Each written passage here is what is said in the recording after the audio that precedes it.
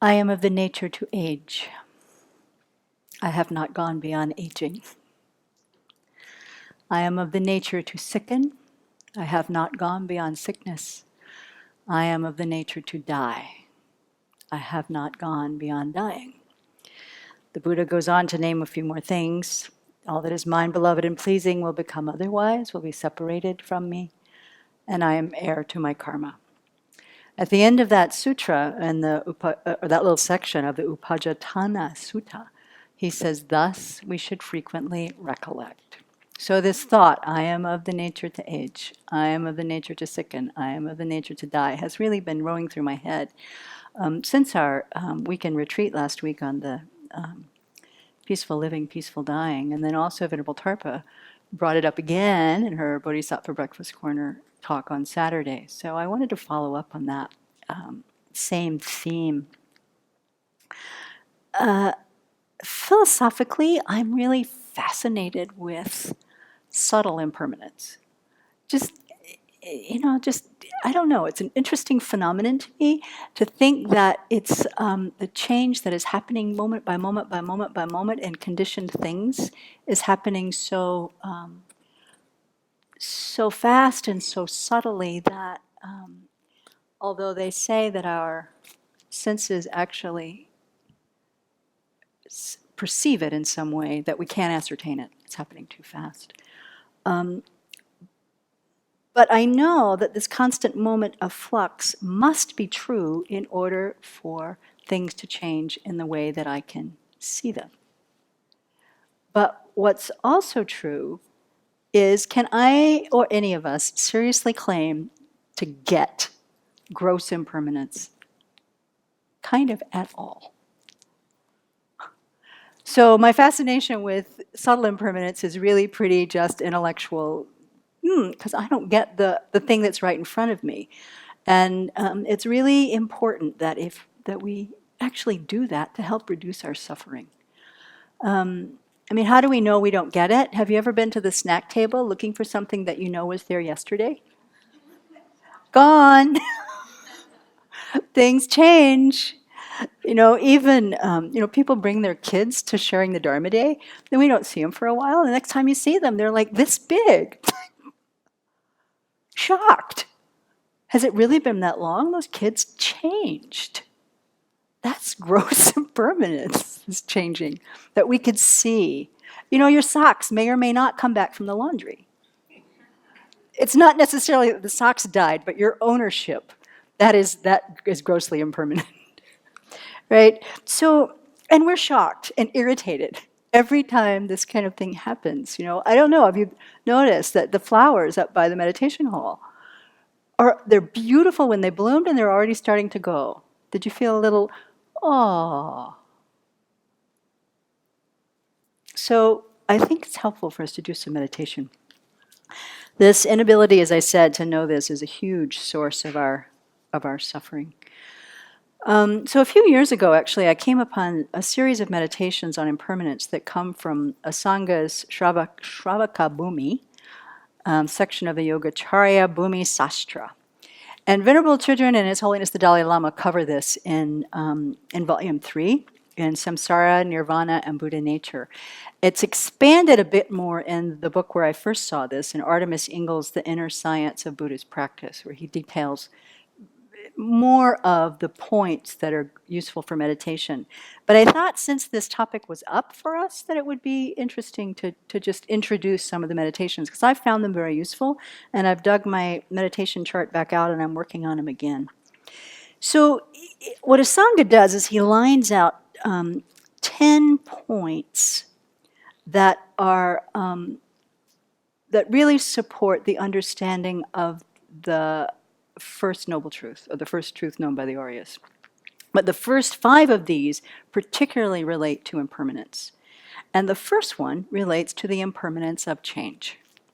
So that's the level of gross impermanence, where we say, the plate breaks and the person dies. So it's a reflection on the gross changes of the objects of the 6 senses. And it's reflecting on observable change. So it's not, terribly esoteric, but it gives us a familiarity with the truth that we are continually denying. I would say continually denying, moment by moment by moment, surprised when the cup breaks, things like that. So, as Engels says it, it's a comprehensive and systematic manner, meditating on the various forms and causes of change. So there's the inner objects, which refers mostly to sentient beings, our senses and our senses and what we perceive in our bodies, and the outer objects are the categories here. So the inner objects, meditating on the way the body changes over time.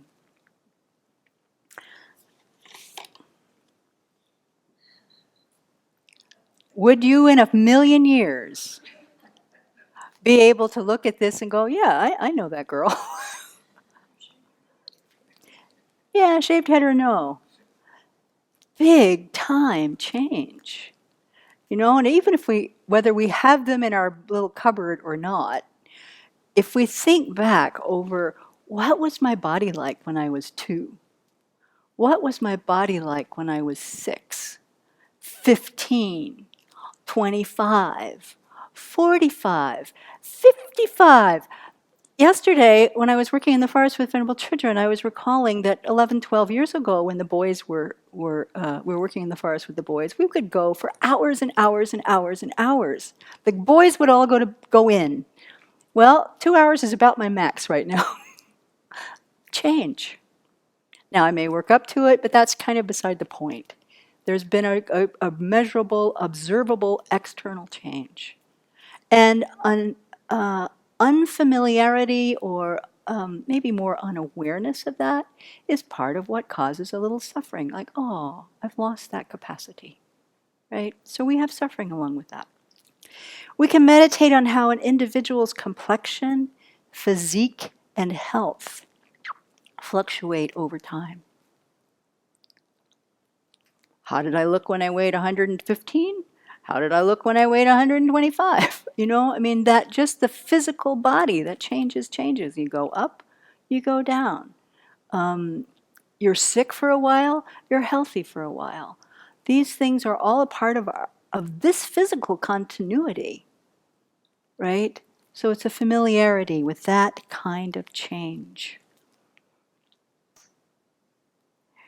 So there's many ways to look at it from the internal thing, but I also find it very interesting to look at the external changes. So among he has 16 categories, Asanga has. Engel only lists 3. The natural world, meditating on man-made elements and how they change, and personal objects.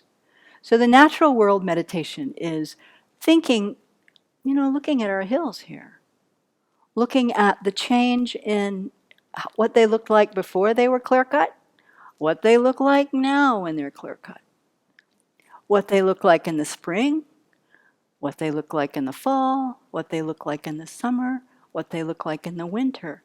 This normal cycle of change, moment by moment by moment. But we can see visibly the result of that moment by moment change.